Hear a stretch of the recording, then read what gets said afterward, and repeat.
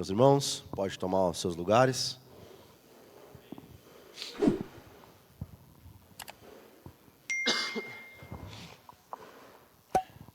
Meus irmãos, vamos ler em dois textos. Primeiro em Gênesis, capítulo 2, verso 7. Texto bem conhecido já da nossa reunião. Seguidamente está sendo lido, citado. Vamos ler ele. Capítulo 2 de Gênesis, versículo 7, que diz assim: Então o Senhor Deus formou o homem do pó da terra, e lhe soprou nas narinas o fôlego de vida, e o homem se tornou um ser vivente. Abra comigo lá agora em primeira carta de Paulo aos Coríntios, capítulo 6.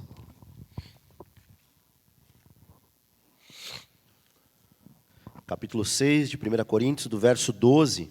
Nós vamos ler do verso 12 até o verso 20.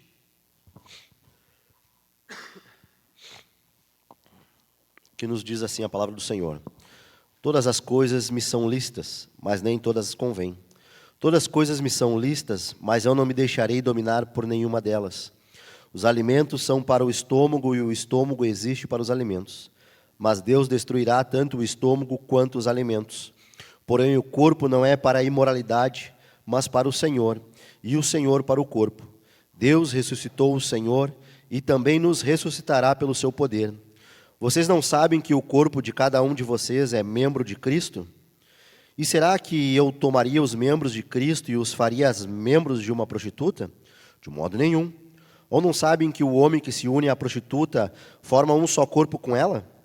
Porque, como se diz, os dois se tornarão uma só carne. Mas aquele que se une ao Senhor é um só espírito com Ele. Fujam da imoralidade sexual. Qualquer outro pecado que uma pessoa cometer é fora do corpo. Mas aquele que pratica imoralidade sexual peca contra o próprio corpo. Será que vocês não sabem que o corpo de vocês é santuário do Espírito Santo, que está em vocês e que vocês receberam de Deus, e que vocês não pertencem a vocês mesmos? Porque vocês foram comprados por preço. Agora, pois, glorifiquem a Deus no corpo de vocês. Meus irmãos, hoje nós vamos falar sobre a mordomia do corpo, ou o cuidado do corpo que nós temos. Nós lemos aqui, eu li em Gênesis, falando sobre o relato da criação, onde Deus cria o homem, a sua imagem, a sua semelhança.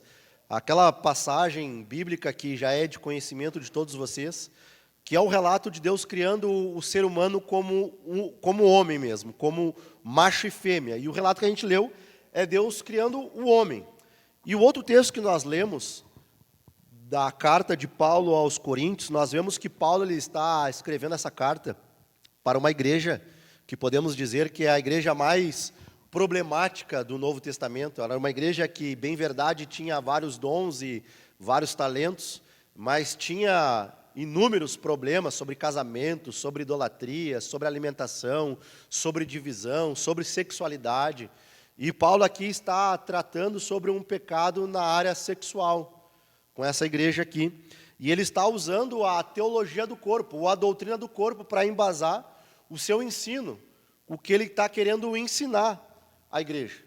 E dentro do contexto que nós estamos, de uma reunião de homens, a gente, ao longo do ano, vocês bem devem lembrar que a gente se propôs a explicar, ou a pregar, a compartilhar com vocês coisas no início do ano, basicamente de um ponto de vista até mesmo teórico, o embasamento sobre a Bíblia, definindo masculinidade, feminilidade, a liderança, a submissão, o que é um homem no sentido de liderança da casa, o contexto de culto doméstico. Nós pregamos e falamos, tanto eu quanto o Leon, sobre as questões da responsabilidade do homem, até mesmo muitas vezes, ou praticamente todas elas, aplicando a questão do homem como um ser espiritual, como um ser social, como um chamado para ser homem, como já foi anunciado. Mas nós já nos perguntamos como nós devemos agir pelo fato de sermos homem, como este corpo que Deus nos deu. Já foi falado aqui outrora também que a nossa própria estrutura física em relação às nossas esposas é diferente. temos mais força, temos mais agilidade, tem um propósito dentro disso.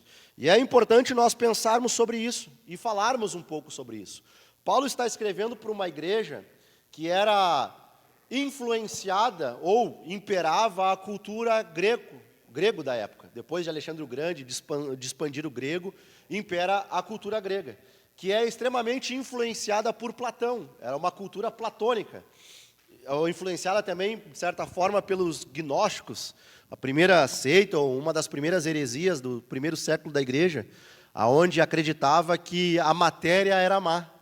Tinha essa divisão de espiritual e de matéria, aonde o que importava era somente o espírito e a matéria, o corpo não importava. Mas dentro do texto que nós lemos, nós vemos Paulo ensinando a igreja sobre a importância do corpo.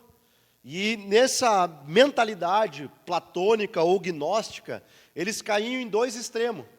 Ou um ascetismo, se a matéria é má, eu devo mortificar o meu corpo, ou uma libertinagem, já que o que importa é o espírito e não o corpo, então eu posso fazer o que eu bem entender do meu corpo, que não vai ter influência nenhuma no lado espiritual. E é o que eles estavam fazendo, eles tinham esse slogan, todas as coisas me são lícitas. Aqui era um dizer dos coríntios, da igreja aos coríntios. Aqui é uma cidade, um lugar extremamente devasso, pervertido, sexualizado, ao ponto de ter um termo corintianizar. Era uma espécie, quando alguém era devasso, se chamava alguém dessa forma, ele está se corintianizando, ou seja, ele é um pervertido. Tamanho era a fama deste lugar. Mas não é diferente hoje no nosso contexto, no pleno século XXI, quando se fala sobre o corpo. Também se tem uma ideia de dois extremos, ou se despreza o corpo. Por longo tempo, muitas vezes, até mesmo na história da igreja, se valorizou por demais o espiritual, e de fato é importante os meios de graça, por exemplo, a oração, o jejum, a comunhão, a consagração, a meditação, a leitura da Escritura, o alimento interior, o fortalecimento espiritual é importante também. Mas o nosso físico também está relacionado com o nosso espiritual. Nós não somos simplesmente um corpo que habita uma alma, mas nós somos seres compostos por alma, espírito e corpo. Deus nos fez seres corpóreos e devemos viver como tais. E no nosso tempo, então, diferente deles, ou muito parecido com eles, nossa cultura também tem alguns extremos, ou despreza o corpo, ou idolatra o corpo. Nunca se pensou ou se abriu tantas, por exemplo, academias. Hoje tu vai em qualquer bairro, em qualquer cidade, há números de academias, coaches, personal, nutricionista, onde há uma vaidade do corpo, onde há um glamour, e por vivermos dentro da tecnologia, onde há muitas fotos, filmes, onde valorizam essas coisas. Isso impera. Ou as pessoas desprezam sobre isso, desprezam o corpo. Mas nós não podemos cair nesses extremos, tanto no desprezo quanto na idolatria. E quando a gente fala sobre sermos seres corpóreos, sobre corporeidade, é importante nos falarmos que a corporeidade é a condição apropriada da existência humana. O propósito de Deus para os portadores da sua imagem é que sejamos pessoas corpóreas. Deus nos fez assim. Deus fez homem, Deus fez mulher, com corpos diferentes. E devemos viver para o Senhor com este corpo. E quando nós falamos sobre, de certa forma, do cuidado do corpo, até mesmo um tocante sobre a saúde, nós vemos no nosso país, uma pesquisa rápida que eu fiz, o Brasil é um dos países com maior índice de ansiedade. 9,3% da população brasileira sofre de ansiedade. 70% dos brasileiros sofrem de estresse. 5,8% sofre de depressão. E quantos são, por exemplo, no nosso mesmo contexto evangélico, quantos são os pastores que sofrem de burnout, da síndrome de burnout, do esgotamento? Nós vivemos num tempo corrido, de correria, de trabalho, de fadiga. Quantos são? Pesquisar na internet, vocês verão, nunca se ouviu, talvez, o maior índice de pastores cometendo suicídio.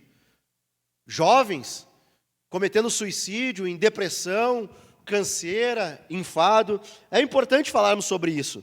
Mas, pensando no texto que a gente leu, sobre o que Paulo está combatendo esse pecado de sexualidade a partir da doutrina do corpo, como vivermos para o Senhor com o nosso corpo, ou como cuidar do nosso corpo, ao não cairmos num extremo de desprezá-lo e também não idolatrarmos o corpo.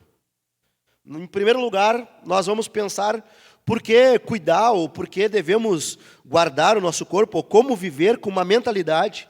Em primeiro lugar, sabendo que o nosso corpo pertence ao Senhor. Nós vemos isso no verso 13, no verso 15, na parte 19, na parte B19, do verso 19 e no verso 20. Nos fala isso. Porém, o corpo não é para a imoralidade, mas para o Senhor, e o Senhor para o corpo. No verso 15, vocês não sabem que o corpo de cada um de vocês é membros de Cristo? No verso 29, que nos fala que está em você, que vocês receberam de Deus, e que vocês não pertencem a vocês mesmos, porque vocês foram comprados por preço. Como nós devemos viver a nossa vida corpórea aqui e agora? Os coríntios diziam tudo é permitido, mas Paulo vem dizer que não. Nós temos um dilema não, nós temos uma frase assim no nosso mundo: meu corpo, minhas regras.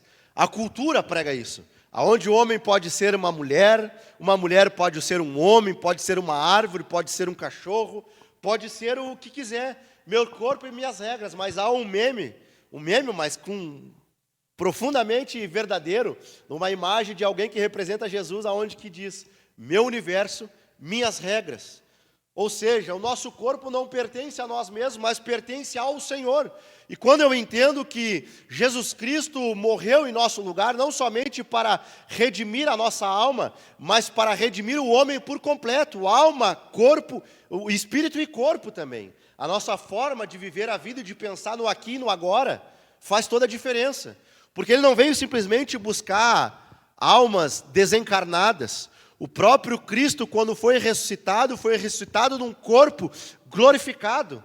Ele não foi ressuscitado como um fantasma, como uma alma vagante nesta terra. Vocês lembram quando ele se encontra com Tomé? Ele fala: toca aqui nas minhas mãos, no meu lado. Vemos que Jesus foi ressuscitado com um corpo. A questão que Paulo está nos mostrando aqui não é se nós temos o direito de fazer o que nós queremos, mas a questão se ela é boa para mim. Se é bom para mim, se traz proveito para mim. Nós não somos libertos para se colocarmos debaixo de uma outra escravidão, que era o que os coríntios estavam fazendo. Algumas pessoas estavam fazendo, foram libertas do reino das trevas, mas estavam submetendo os seus corpos a outro tipo de escravidão. E no contexto, muitas vezes, evangelical, claro que aqui ele está falando sobre sexualidade, nós vamos falar sobre isso depois, mas nós nos esquecemos muito outros tipos de escravidão que nós somos colocados, sobre a alimentação, sobre a bebida, sobre o trabalho, sobre o descanso. Nós nos achamos muito mais sábios do que o próprio Criador. Deus disse que o homem deveria trabalhar 6 dias e descansar no 7º dia. O descanso é extremamente importante, assim como o trabalho. E em segundo lugar também, em primeiro lugar, ele fala que não é o se eu posso fazer, mas se eu devo. Essa é a questão. Nos fala também que nós pertencemos ao Senhor. Isso é diferente de qualquer outra religião aí afora, porque todos pregam somente uma salvação desencarnada ou uma encarnação. Mas o Evangelho, a mensagem do reino, é o único que anuncia um corpo, onde o Evangelho veio para transformar todos os tipos de homem, e o homem todo, por completo. O Evangelho não é somente para algumas áreas da vida, mas para todas as áreas da vida. Louvado seja o nome do Senhor. Saber que o Senhor comprou o meu corpo nos faz viver de uma forma totalmente diferente. E como dentro desse contexto, como mordomo das coisas de Deus. Mordomia traz a ideia de cuidarmos de algo que não é nosso. Tudo que nós temos não pertence a nós, em última instância, pertence ao Senhor. O nosso dinheiro, o nosso tempo, os nossos talentos e até mesmo o nosso próprio corpo. Como tem sido mordomo daquilo que Deus tem te dado. Como tenho usufruído. Se tu sabe que o Senhor redimiu o teu corpo, como desprezá-lo?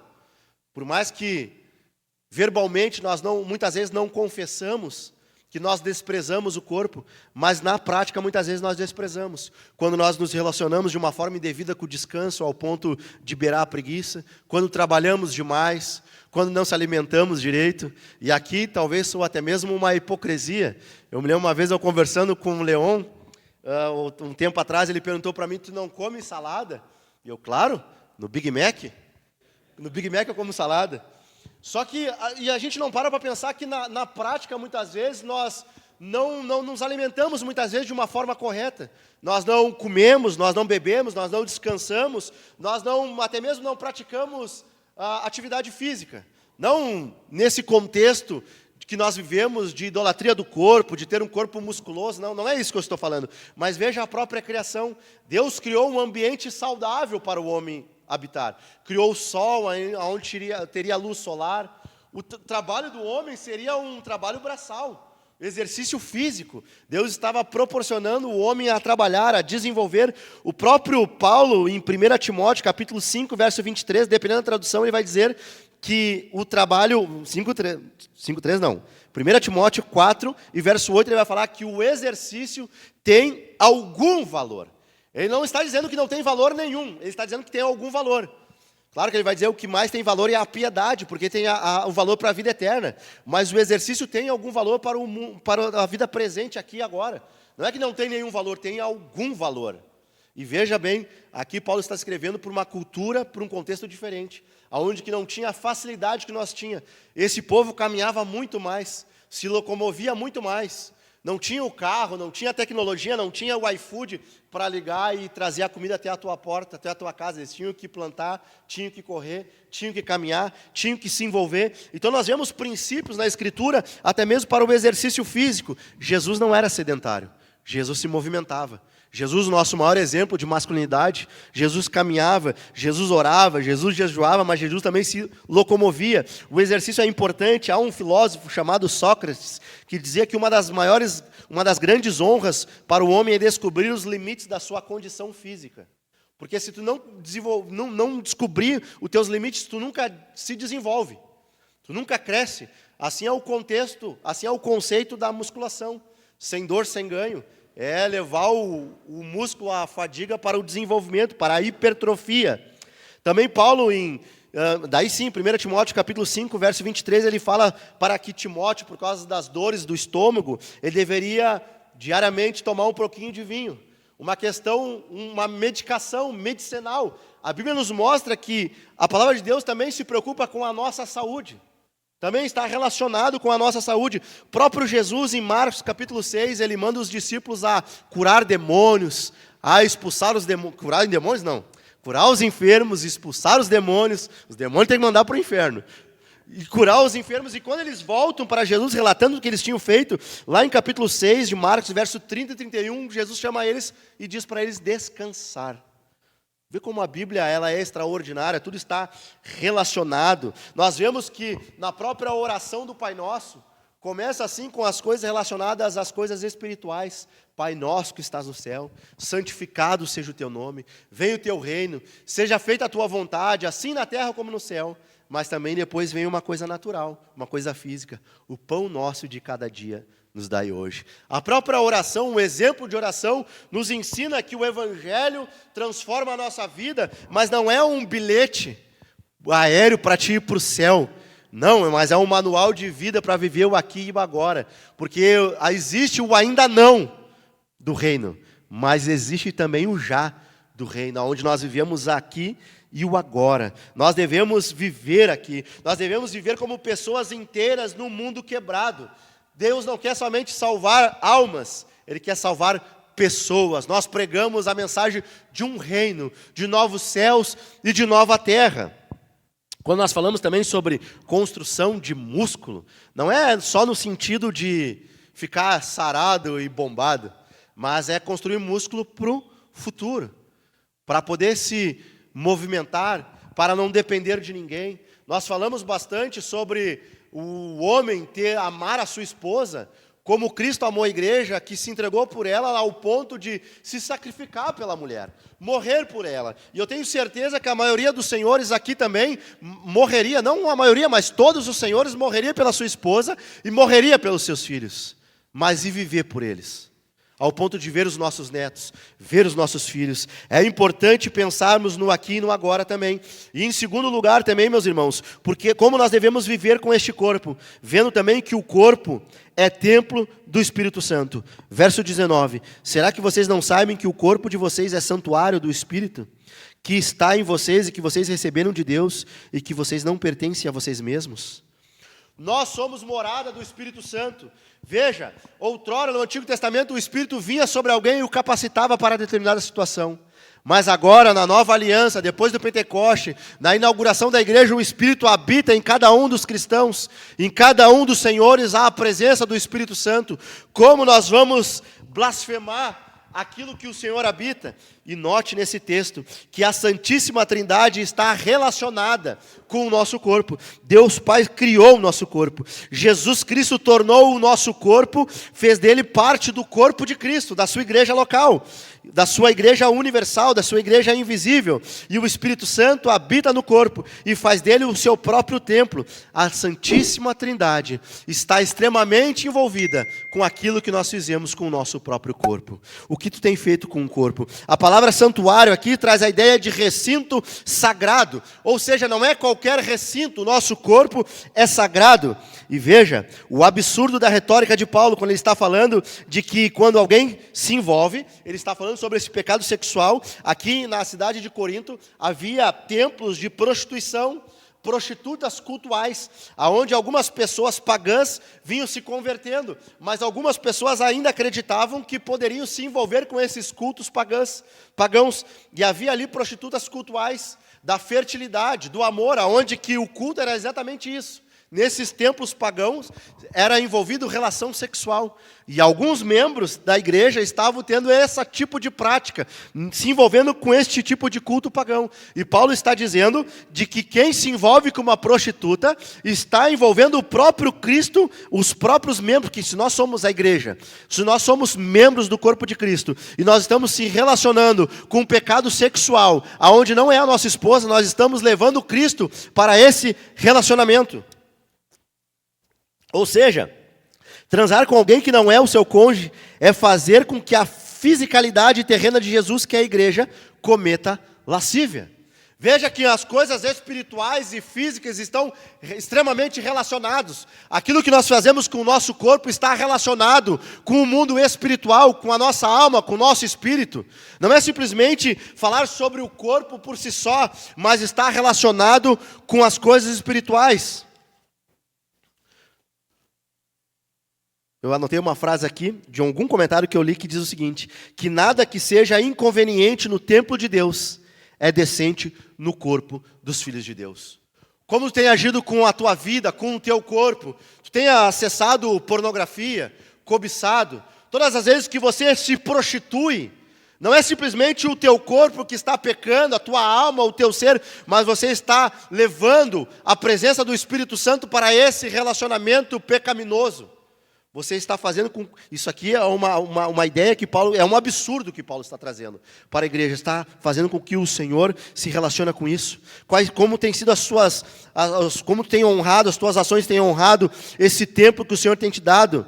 Como tem sido a nossa falta de alimentação prejudica a nossa alma. Quando eu me lembro que eu li um livro sobre uma biografia do Jonathan Edwards, que falava que ele cuidava da sua dieta, porque ele gostaria de se alimentar de uma forma saudável, para que ele pudesse dormir menos, para que ele pudesse comer, para que ele pudesse dormir menos, para que ele pudesse orar mais, e para que ele pudesse ler mais, para que ele pudesse se consagrar mais. Ou seja, o nosso corpo está relacionado com o nosso íntimo, com o nosso espiritual. Quantas vezes numa noite mal dormida, nós viemos com sono?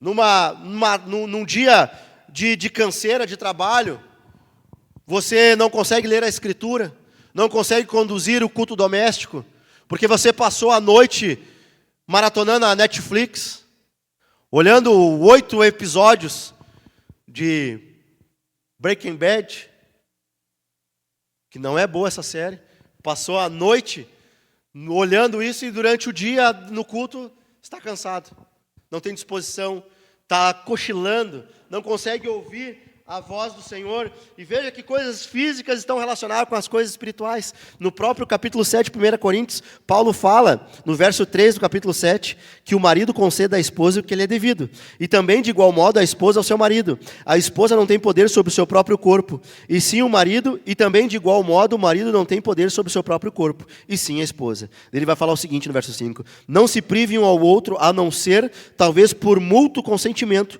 por algum tempo, para se dedicarem à oração. Depois, retornem à vida conjugal, para que Satanás não tente vocês, por não terem domínio próprio. Veja, ele está falando sobre uma tentação, algo espiritual, que pode ser evitado com algo físico, ou seja, com relação sexual dentro do casamento. O sexo antes do casamento é pecado. O sexo dentro do casamento, ele é uma obrigação. E aqui surge uma pergunta, ou deve surgir, como está a tua libido? Como está a sua disposição sexual? Não sei se vocês lembram, um tempo atrás, o Leão compartilhou um vídeo de um livro, que eu não me lembro, não me relata o nome do livro, onde falava de experiências, de estudos que mostravam que até mesmo o tipo de alimentação dos nossos dias tem baixado, por exemplo, a testosterona dos homens. Tem baixado a libido, tem baixado a disposição, e isso é extremamente urgente e importante falar sobre isso. O livro de Famílias Fortes, Igrejas Fortes, do Wayne Grudem, ele fala que ou o maior dos problemas que ele trata no seu gabinete é sobre relacionamento sexual dentro do casamento. Aonde tem dificuldades no casamento. Quantos são os maridos que não chegam junto nas esposas? Tem mulheres tristes, oprimidas. Tem um ditado que eu não vou falar, que é pagão, mas quando a mulher está muito revoltada, as pessoas falam, talvez vocês entendam. Porque o homem muitas vezes não tem satisfeito as suas mulheres. A sua mulher, mulheres não, a sua mulher, porque tem baixa libido. Vai tomar uma maca peruana, vai procurar alguma coisa, um médico. Porque se nós pesquisarmos sobre isso, tem aumentado o índice de pornografia, de masturbação, de divórcio, de falta de sexo, e isso tem gerado relacionamentos com problemas, coisas que muitas vezes se resolvem com coisas físicas, não se resolve com oração e com jejum, mas com muito sexo. É assim que se resolve muitos problemas. Eu sei que nós falamos, e é verdade, tem que ter o culto doméstico, mas tem que ter o avivamento, meus irmãos. Tem que ter a língua estranha com a mulher também. Não é só falar em língua estranha no culto, mas tem que se relacionar com a mulher sexualmente. E parafraseando aqui outros colegas que já pregaram, como tu consegue viver sem oração? Como um cristão vive sem leitura? Matthew Henry fala que é mais fácil tu achar um morto respirando do que um cristão que não ora. Quero eu aqui criar minha frase. Como que tu consegue viver sem sexo, homem? É mais fácil achar um homem morto caminhando do que um homem vivo sem sexo. Como consegue? Não é normal. Não é normal uma coisa dessas. E eu sei que quando a gente fala sobre masculinidade, fere o ego. Ninguém quer procurar um obreiro, um amigo, e falar que tem problema de ereção, problema de ejaculação precoce, tem problema de relação sexual com a esposa. Mas, meus irmãos, o Evangelho transforma a vida espiritual, mas também transforma a vida natural. Tem tantas coisas que a gente resolve na forma natural. Devemos sim buscar o Senhor em oração, em consagração, mas nós devemos viver aqui e o agora. O sexo não é algo ruim. Nós não devemos ter vergonha de falar, porque o Senhor não teve vergonha de criar. O sexo foi feito por Deus. Alguém já disse, acho que foi até o Leão, não sei se foi ele que falou isso, tem pessoas que acham como se foi Deus que fez o homem e a mulher, e depois veio o diabo lá e criou a genital masculina e feminina. Não foi Deus que fez. O problema é que nós estamos vivendo num tempo cada vez mais sexualizado, cada vez mais explícito, e por nós não falarmos sobre isso, nós não temos uma resposta de uma redenção da sexualidade. O que nós temos é uma fuga. A maioria das igrejas, a resposta que tem sobre sexualidade é uma fuga. A sexualidade em muitas igrejas é tratado como um tabu. Se nós não falarmos abertamente, há casamento sendo destruído por causa disso. Nós estamos falando sobre isso agora, sobre coisas comuns do dia a dia, Porque há pessoas sendo destruídas. Muitos pais, muitos homens, não têm uma mentalidade sexual a partir da Escritura, mas de filmes, de músicas, de dancinhas do TikTok, da cultura, de revista, da pornografia que acessou na juventude, de anos a fio acessando a internet, revistas. Hoje, um jovem aí de 13, 14, 15 anos, ele em algumas horas, ou durante um dia, ele consegue ter mais cena de sexo, mais formas de sexo, diferentes tipos, diferentes imagens, diferentes mulheres, tem muito mais acesso do que os nossos avós de alguns anos atrás. A internet é boa, mas ninguém, às vezes as pessoas não param para pensar sobre o quão prejudicial é a internet. Se nós não vigiarmos, os nossos filhos estarão acessando isso. Se os pais não tiverem capacidade para instruir sobre o que é ser um homem, sobre o que é ser uma menina, sobre como viver para a glória de Deus, nós vamos criar pessoas que estarão perdidas. Se você não ensina sobre sexualidade na sua casa, alguém lá fora vai ensinar. E há uma agenda lá fora ensinando. Vocês podem olhar aí fora, como vocês bem sabem, que ensina maiores baboseiras e loucuras. Em terceiro lugar, meus irmãos, como nós vivemos com o nosso corpo, sabendo que o nosso corpo deve ser para a glória de Deus. Verso 20, porque vocês foram comprados por preço. Agora, pois, glorifiquem a Deus no corpo de vocês. Deus nos fez seres espirituais e também seres materiais.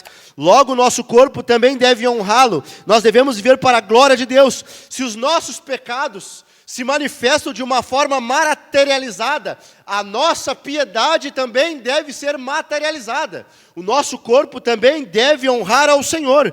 E quando a Bíblia fala sobre, no verso 20, agora, pois, no início, o significado ali traz a ideia de já, de agora mesmo. Ou seja, não deve ser algo que deve ser tratado com pouca importância, não, mas sendo de uma forma imediata. Se Cristo comprou por preço, Paulo não fala aqui, mas nós sabemos que o preço é o precioso sangue de Jesus Cristo, vertido na cruz do Calvário. Se o preço foi altíssimo, qual é o valor do teu corpo? Nós valorizamos, ou nós cuidamos, nós guardamos daquilo que nós temos em autoestima, daquilo que nós valorizamos, daquilo que foi um grandioso valor para nós. O Caleb, o meu filho, tem uma mania de quando ganha um brinquedo, dorme com o brinquedo. Dorme com o brinquedo. Eu me lembro quando eu era criança, eu dormia com o brinquedo. Um dia ganhei uma bicicleta, não consegui dormir com a bicicleta. Eu era bem pobre, não tinha, mas eu gostava daquilo. Demorou para mim ter. Quais são os homens que, quando adquiriram o primeiro carro, não guardam, não limpam, não deixam nem pisar na borracha da porta ali, cuidam. Mas por que não cuida do corpo? Por que não honra a Deus com o seu corpo, com os seus talentos? A nossa forma de cuidar da nossa vida é uma forma de gratidão por aquilo que Deus fez, por aquilo que Deus comprou. O cuidar do nosso corpo é uma forma de gratidão. Eu glorifico a Deus com o meu corpo quando eu assumo a minha responsabilidade de homem. Deus nos fez homem, com um corpo mais largo, mais forte, mais capaz. Tu honra a Deus com o teu corpo, tu vive para a glória de Deus como homem, como tu age como homem. Quando tu lidera a tua esposa, quando tu lidera os teus filhos, quando tu toma a frente para fazer as coisas, como tu tem sido, como tu tem assumido a tua responsabilidade. Tu foi criado como homem macho, para ser homem, não para ser um moleque. Nós desonramos a Deus quando nós crescemos fisicamente, temos corpos de homem, mas vivemos como menino. Desonramos a Deus com o nosso corpo, mas nós devemos honrar a Deus. Nós somos seres sociais, nós somos seres corpóreos vivendo em meios de outros corpos.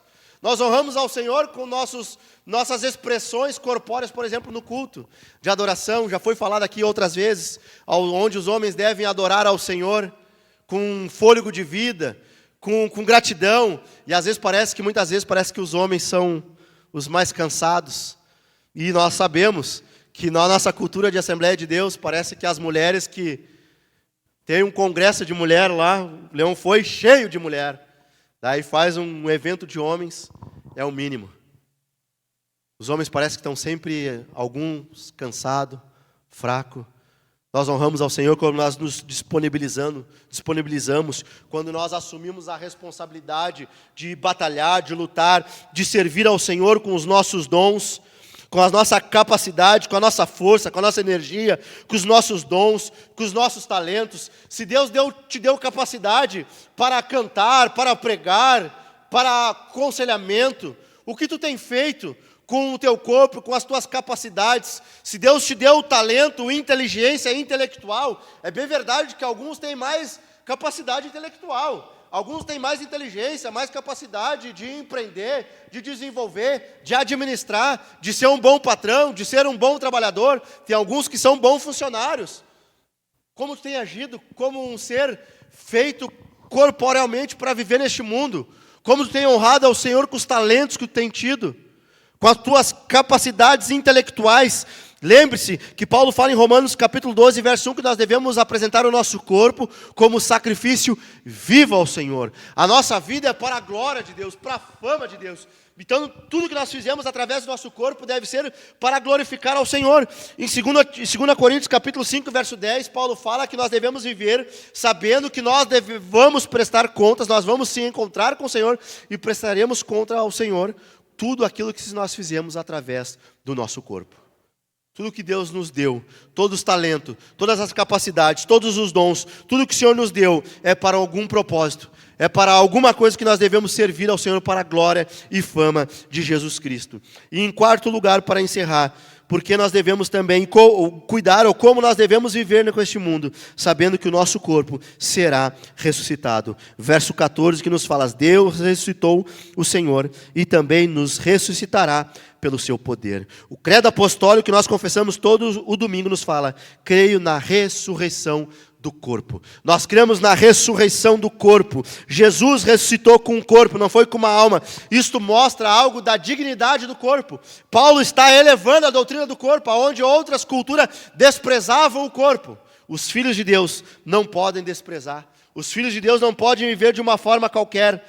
Nós tivemos uma origem maravilhosa, onde o próprio Deus criou, mas também teremos um futuro muito mais maravilhoso. A promessa não é viver como um fantasminha camarada, de um fantasminha viajando, atravessando paredes, não. A promessa é novos céus e nova terra, é um corpo glorificado. E a boa notícia é essa, que Deus vai transformar o nosso corpo. Talvez você luta bastante, como eu, a obesidade. Talvez algum entre os senhores luta com a diabetes. Talvez tenha dificuldades com vários tipos de doenças. Talvez até mesmo doenças incuráveis. Mas a boa notícia é que quando Cristo vier, todas as enfermidades cessarão. Nós teremos corpos glorificados. E o pecado que nós tanto lutamos, um dia também cessará. Nós teremos um encontro com o Senhor. Nos colocamos de pé, meus irmãos. Nós teremos um encontro com o Senhor, e nós teremos um corpo glorificado. Nós devemos cuidar da nossa alimentação, devemos cuidar tudo aquilo que Deus nos dá, sabendo que o nosso corpo é templo do Espírito Santo. Nós somos um templo ambulante, assim como o tabernáculo se locomovia para um lado e para o outro. Aonde você vai, o Espírito está com você. O que você tem visto? O que você tem contemplado? Que tipo de conversa tu tem tido? Como tem sido a tua disposição para adorar o Senhor, para brincar com seus filhos? Ou você está sempre cansado? Ser espiritual não é somente ler a Bíblia de capa a capa anualmente, ou fazer jejum toda semana. Ser um homem por completo espiritual também é ter um bom tempo de qualidade com a esposa, com os filhos. Tenho eu para mim que a maioria das discussões, muitas vezes, que há dentro dos lares, é falta de conhecimento e de conversa. É uma boa roda de chimarrão com a esposa. Conversar, dialogar. Tem homens que não conhecem nem a cor favorita da mulher, os seus sonhos, os seus desejos. Não sabe como é que foi a escola, como é que o filho passou o dia. Não sabe se o filho incomodou. Não sabe o que o filho tem olhado na televisão. Qual é o tipo de desenho, qual é a faculdade, quais são os tipos de amigo. Porque está cansado. Porque chega, quer se estender na frente da televisão, não ajuda a esposa. Eu sei que se a tua mulher fica em casa, se vocês optaram de ela ficar em casa, ela está cuidando do lar. Mas, meus irmãos, lavar uma louça, não cai a pingola. Fica tranquilinho. Tu não vai ser um homossexual porque tu está lavando a louça, porque tu está passando uma roupa, porque tu está trocando a fralda do teu filho. Não, meus irmãos. Se a tua esposa trabalha fora, tu não pode, em sã consciência, ter uma loucura na tua cabeça de achar que ela tem que chegar e cuidar do lar, fazer comida, dar banho nas crianças. E o garanhão fica sentado lá, olhando televisão, tomando uma coquinha. Claro que não, óbvio que não. E depois quer ter coisinha com a mulher. É óbvio que ela vai estar cansada. Tua mulher é a tua auxiliadora. Tua mulher é a tua parceira. Teu corpo, para a honra de Deus e para honrar os que estão contigo. Por isso que Deus te deu costas mais largas. Para te ter um bom relacionamento em casa. Vamos... E eu falando aqui, falando para mim também. Para mim isso. Eu estou falando sobre isso aqui, porque eu sei que muita gente no nosso meio está praticando algum tipo de esporte, musculação, jiu-jitsu, vôlei, luta, basquete, enfim. E é bom, meus irmãos, se mover, caminhar, fazer caminhada, ter uma boa alimentação, para nós viver mais, para nós ver os nossos filhos crescer, ver os nossos netos, enquanto o Senhor não vir, ver o reino de Deus sendo expandido, vendo pessoas se convertendo, vendo aquele vizinho perturbado, aceitando a Jesus e fazendo um churrasco na tua casa porque vocês são grandes amigos. Vale a pena pensar também no aqui e no agora. Vivemos com a mentalidade nas coisas do céu, na eternidade, mas vivemos aqui nas coisas comuns, nas coisas do dia a dia, na graça comum de Deus, com os talentos que Ele nos deu, servindo os nossos corpos para a honra e glória de Deus, servindo o nosso semelhante, servindo nossos filhos, servindo a igreja, se disponibilizando a servir a igreja, servir os nossos irmãos para a glória do seu nome. Oramos a Deus. Bondoso Deus, gracioso, Pai de graça, Pai de misericórdia, Tu és bondoso, Tu és digno, Tu fizeste, Senhor, todas as coisas, fizeste os céus, a terra, os animais, as plantas, fizeste tudo, Senhor, inclusive